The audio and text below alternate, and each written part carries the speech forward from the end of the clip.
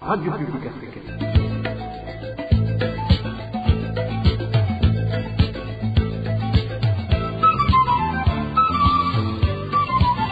Radio Publique Africaine.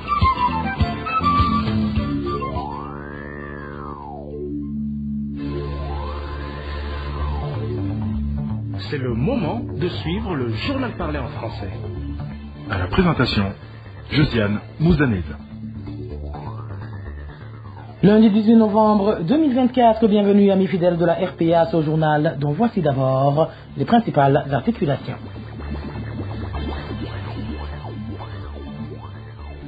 Les Burundais réfugiés dans différents pays, tout comme ceux rapatriés, sont de plus en plus menacés. Au camp de Nyarugusu, les réfugiés sont inquiétés par la présence d'un ancien réfugié, aujourd'hui converti en agent de la documentation, qui se trimballe dans ce camp comme il veut, sans être inquiété. Dans l'entretemps, ceux retournés au pays ne cessent d'être persécutés jusqu'à reprendre le chemin de l'exil.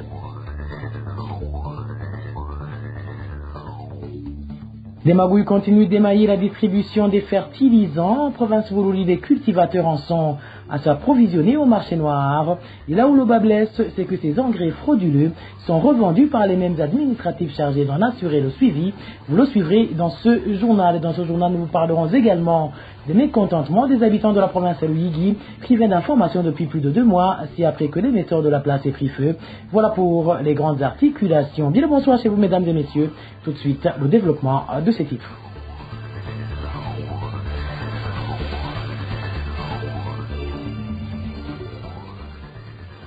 Bonsoir. Ouvrons ce journal par la page droits de l'homme où certains réfugiés burundais rentrés dans le cadre du rapatriement volontaire initié par le gouvernement burundais sont maltraités par le même régime. L'exemple illustratif est celui d'un habitant natif de la commune Vombi en province Kirundo qui nous parle du calvaire vécu après son rapatriement en mars 2021.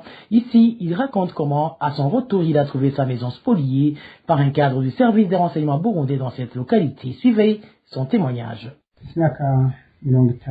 Uka kumutumba wa Kabuye muri komine Vumbi jene nahunze itariki 25.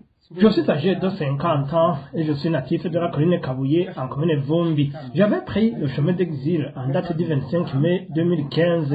J'ai été accueilli dans le cadre de transit de Gashora en passant par Kamabouye et de Gashora. Nous avons été transférés au camp de Mahama. Je suis retourné au pays le 24 mars 2021. L'appel a été lancé par le président de la République lui-même que la sécurité est garantie et j'ai pris la décision de rentrer. C'est le 26 mars que je suis arrivé sur la colline de Kabuye et j'ai vécu là-bas. J'avais aussi une maison d'habitation se trouvant sur la colline et zone de Mukoni en province de Muyinga, mais je l'avais fermée. Après mon départ en exil, il y a eu un agent du service des renseignements qui s'appelle Philippe Gwassa Dimangona. À l'époque, il prestait en commune de Giterani et Butihinda en province de Muyinga. Il est aussi natif de Butihinda sur la colline de Murehe. Il a occupé la maison et l'a fait sienne. À ce stade, j'ai bien constaté que je ne pouvais pas saisir la justice étant à Muyinga, donc je suis allé vivre à Kirundo où j'espérais rester sans que l'on ne s'en rende pas compte. Pendant ce temps, j'étais recherché par le nommé Philippe Gwassa. Il continuait à se renseigner sur mon lieu de résidence. J'avais des amis qui me donnaient chaque fois des informations afin d'être averti que je suis poursuivi par celui qui s'était accaparé de ma maison. J'ai continué à aller travailler dans les marais sans toutefois fréquenter les bistrots. Je craignais de rencontrer des gens qui me connaissaient. Je ne restais pas stable et je bougeais de temps en temps afin d'éviter que des gens ne puissent révéler l'endroit dans lequel je me trouve. Je craignais d'être tué suite à cette maison qui avait été spoliée.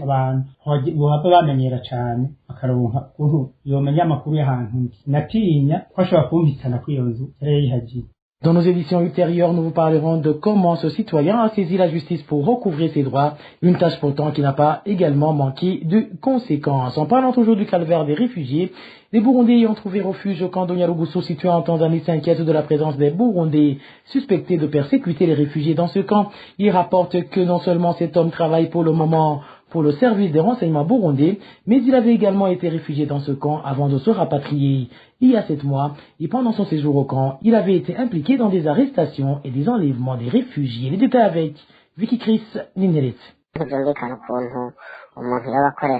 iperereza ry'Uburundi akaza mu nkambi akahaba yarahunga C'est la voix d'un réfugié burundais du camp de Nyarugusu en Tanzanie qui exprime les inquiétudes des réfugiés concernant leur sécurité dans ce camp. Il signale que depuis dimanche, ils ont remarqué la présence d'un ancien réfugié qui a été rapatrié il y a 7 mois. Cet individu aurait été impliqué durant son séjour précédent au camp dans plusieurs crimes, notamment des enlèvements des réfugiés burundais. La peur est immense parmi les réfugiés burundais du camp de Nyarugusu. Un certain Vuro Okoye, ancien réfugié de ce camp, qui a été rapatrié est revenu. Cet individu est accusé d'avoir commis des actes ignobles à l'encontre des réfugiés, notamment des arrestations, des bastonnades et des enlèvements. Malgré les dénonciations répétées de ces abus, aucune intervention n'a été faite. Aujourd'hui, il est de retour dans le camp et des informations circulent selon lesquelles il travaillerait pour le service national de renseignement du Burundi. En outre, cet homme est accusé de collaborer avec le service national de renseignement du Burundi. Les réfugiés burundais du camp de Nyarugusu rapportent qu'ils circulaient dimanche dans le camp en compagnie d'un groupe de réfugiés burundais connus pour persécuter d'autres réfugiés. Vuro Okoye serait accompagné d'un groupe dirigé par un certain Majaliwa, un autre réfugié du camp. Majaliwa est connu pour imposer sa loi en arrêtant et en tabassant les réfugiés sous prétexte de mener des rondes nocturnes. Ces agissements se déroulent sans aucune inquiétude de sa part. Les réfugiés, en particulier ceux qui ont perdu leurs proches enlevés par Vuro Okoye, sont profondément préoccupés. Nous vivons dans la peur car Vuro Okoye n'est même plus considéré comme un réfugié légitime de notre camp. Face à cette situation, les réfugiés burundais demandent aux institutions chargées de la sécurité ainsi qu'aux responsables du camp de garantir leur protection et de mener une enquête afin d'interpeller toute personne ayant l'intention de perturber la sécurité des réfugiés. À ce sujet, la rédaction de la RPA n'a pas encore pu joindre Siasa Manjenje pour recueillir sa réaction. RPA. Parlons à présent santé où certains habitants de la ville de Gitega demandent au gouvernement de sensibiliser la population sur la variole simienne. Ces habitants expliquent que les personnes guéries se retrouvent stigmatisées au sein des familles et dans la communauté. Émile Nivasumba. En plus de perturber des économies des familles, la variole simienne provoque à certains endroits la méfiance entre les couples.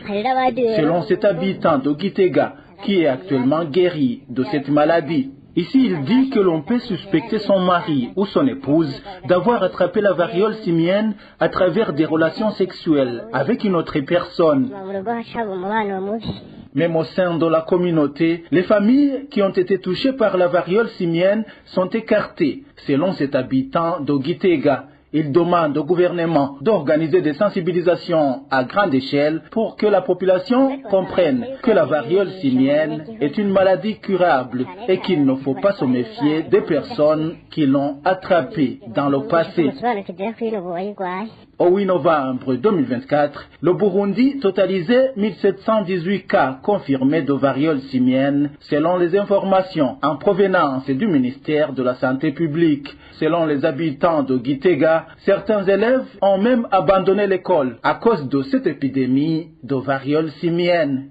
Merci à toi, Émile Nivasumba. Je vous le disais en titre, le manque de fertilisants fait toujours parler d'elle, notamment en commune Matana de la province Bururi. Néanmoins, la population de la dite commune se dit étonnée du fait qu'ils n'ont pas encore eu les fertilisants pour lesquels ils ont payé, alors que ces engrais sont disponibles au marché noir et sont vendus par les mêmes autorités censées faire le suivi de leur distribution. Le point avec Innocent Valentin Singilanga. Les agriculteurs de la commune Matana attendent toujours et sans espoir la distribution de l'engrais chimique alors qu'ils ont payé cet engrais depuis juillet dernier. De plus, ils indiquent que l'engrais vendu par les responsables en charge de sa distribution en toute transparence est disponible en grande quantité au marché, mais à un prix exorbitant, comme le témoigne cet habitant de la place. Il nous manque chaque fois que nous aurons de fertiliser les ondes et cela depuis le mois de juillet. Pour le moment, nous avons besoin de fertilisats de salitrage. Un petit sac de 25 kg plein de fertilisats s'achète à 31 000 francs, c'est le prix officiel. Malheureusement, le même sac s'achète à 120 000 francs sur le marché noir. Paradoxalement, les vendeurs clandestins au marché noir, ce sont les mêmes distributeurs officiels de l'État. Ils nous trouvent cet anglais, mais lorsque tu vas dans les boutiques, tu le trouves facilement. En colère, les habitants de la commune Matana proposent au gouvernement de confier le commerce des fertilisants au privé afin qu'il soit disponible en quantité suffisante, même à un prix cher. Ils déplorent que la récolte de cette saison culturelle ne soit des plus médiocres au risque de les plonger dans une disette.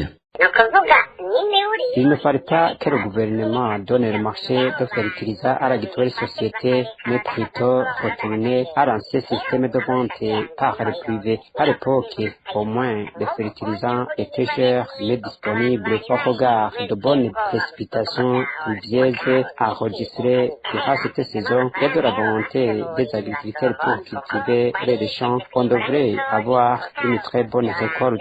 Malheureusement, les gens qui ont investi dans l'agriculture cette saison vont déchanter parce que celui qui prévoyait récolter un tonne de culture n'aura même pas 500 kg. C'est vraiment décourageant.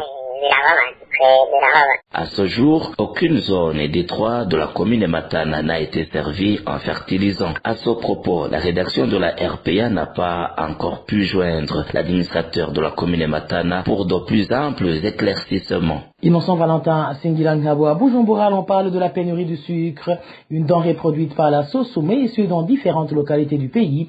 Dans l'édition d'aujourd'hui, la RPA vous amène en zone Kanyosha où le sucre se vend à un prix nettement supérieur à celui officiel. Nadezila Kozé nous en dit plus. Il est devenu difficile de trouver du sucre en zone Kanyosha, située en mairie de Bujumbura, indiquent des habitants de cette localité. Le peu de fois que ce produit est disponible, le prix a été augmenté par des commerçants. Témoignage d'un habitant de cette localité. Franchement, la pénurie du sucre est devenue un casse-tête. Jusqu'à présent, il est difficile de trouver du sucre, mais là aussi où il est disponible, le kilogramme se vend à 8 000 ou 8 500 francs au lieu de 6 000 francs fixés par le gouvernement. Selon nos sources en zone de Kanyosha, certains commerçants ont opté à vendre le peu de sucre disponible par cuillère. Ces sources précisent qu'une cuillère, jadis vendue à 100 francs, elle est vendue actuellement à 300 francs. Ainsi, ces habitants de Kanyosha demandent au gouvernement de trouver une solution durable à cette problématique de pénurie du sucre. Nous demandons au gouvernement de sortir du silence et de dire le problème car à ce moment, il a diminué le prix, mais depuis, le sucre est indisponible partout. Depuis un mois, le gouvernement a revu à la baisse le prix du sucre de 8 000 à 6 000 francs burundais. Nadège Ilakoudzi, en province Tibitoke, l'on parle des grognes au sein des agriculteurs de la commune Lugombo à cause de leurs champs qui ne sont presque plus irrigués. À l'origine, un canal d'irrigation qui conduit l'eau vers les champs qui n'est pas entretenu alors que les agriculteurs n'ont jamais cessé de payer les frais relatifs. Le détail avec Eric Nyonzima.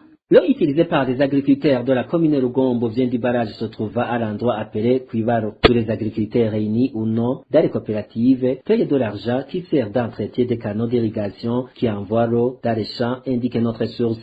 Chaque partie a un responsable qui collecte de l'argent au sein des agriculteurs pour se charger de l'entretien des canaux. Si dans une autre partie, il se trouve que les canaux ne sont pas bien entretenus, les responsables du barrage les punissent en coupant ou en réduisant la quantité d'eau dans cette partie jusqu'à ce que le canal soit bien entretenu. Actuellement, les agriculteurs de la localité indiquent qu'ils n'obtiennent plus la quantité suffisante d'eau car incertés qui vont en charge d'entretien des canaux de cette localité a failli à ses obligations. À propos de son manque d'eau, l'endroit dont les canaux d'irrigation ne sont pas entretenus est celui de la coopérative Kitwanja Anjwe, dont Kibono est président. À partir du premier canal jusqu'au dernier, dans la partie contrôlée part Kibono, aucun canal n'est entretenu. Les autres ont fait leur travail, mais lui non. On dirait que ceux qui lui ont engagé lui ont dispensé de faire comme les autres, en partant de Kuibaro. Il est le deuxième. Vous comprenez que c'est bien lui le nœud du problème, car il bloque tous les autres. Que ce soit à Kibono ou d'autres agriculteurs dont l'eau doit passer par le canal de la localité dont Kibono est responsable pour les atteindre, obtiennent désormais de l'eau seulement 2 fois par semaine comme punition. Par conséquent, les champs sont en train de drainer. Les agriculteurs craignent d'ailleurs une mauvaise production, explique un agriculteur de la place. Nous payons cet argent car nous espérons une bonne production. Mais non, elle sera mauvaise car on ne donne de l'eau que 2 fois la semaine. Actuellement, les champs sont drainés. Nous nous attendons à une mauvaise production car, par exemple, un carreau ne donne qu'un sac de riz du champ alors que ce carreau nous coûte 90 000 depuis la plantation à la récolte. Aucun agriculteur ne peut plus prospérer. Les agriculteurs de la commune Rugombo demandent aux autorités locales d'obliger Kibono à entretenir ces canaux, vu que c'est lui-même à qu'on a donné de l'argent. Ils demandent également à ceux qui lui ont donné ce travail de le remplacer pour avoir failli à ses obligations. Les propriétaires de véhicules qui consomment le carburant se plaignent toujours du nouveau système de distribution de carburant créé par la Sopebou. L'un des propriétaires vivant à Bujumbura indique que ce nouveau système de distribuer le carburant n'est autre qu'une stratégie que le gouvernement a trouvée pour endormir la population afin de maquiller son incapacité à résoudre le problème du carburant qui hante le pays. Suivez son témoignage.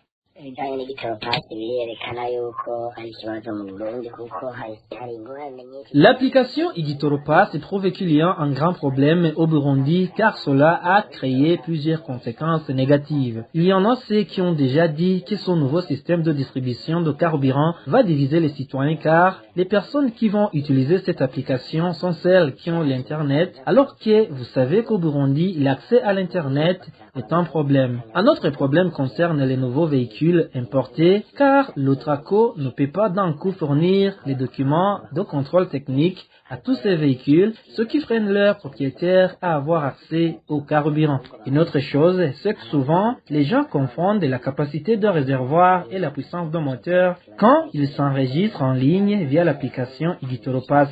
Alors, nous pensons que c'est une stratégie qu'ils ont trouvée pour tromper les Burundais, car ils ne servent que les véhicules selon la quantité de carburant disponible. Qu'ils disent plutôt à la population qu'il n'y a pas toujours de carburant, afin que cela ne divise pas les gens pour rien.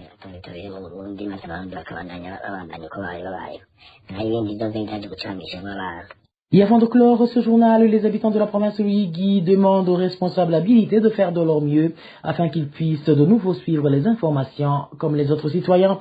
C'est après que l'émetteur de la place ait pris feu il y a de cela plus de 2 mois. Plus de détails avec Hervé Néolide. Une période de plus de 2 mois vient de s'écouler sans que les citoyens de la province de Luigi écoutent les radios. Certains habitants de cette province qui se sont confiés à la RPA indiquent que l'émetteur qui avait une grande puissance et qui leur permettait de capter les radios a été amené dans la province de Kirundo en 2020 et on l'a remplacé par un autre qui n'a pas duré comme l'indique notre source.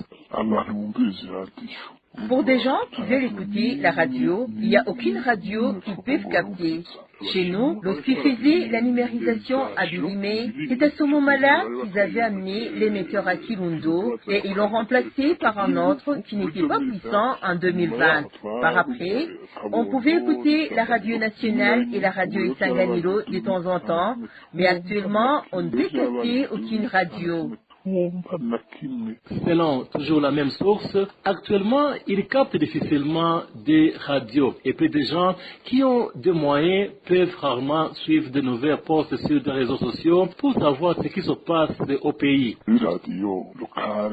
Il y a une radio locale appelée Agaseke FM. En cas de coupure du courant électrique, elle n'émet pas. Il y a aussi la radio appelée Radio Malia. Ce sont seulement ces deux-là qu'on peut écouter. Tu comprends alors? encore les difficultés vécues par les citoyens. Les radios qui émettent sur les réseaux sociaux, on peut écouter la RPA, Nzamba, BBC et la Voix d'Amérique, sont les seuls qu'on écoute.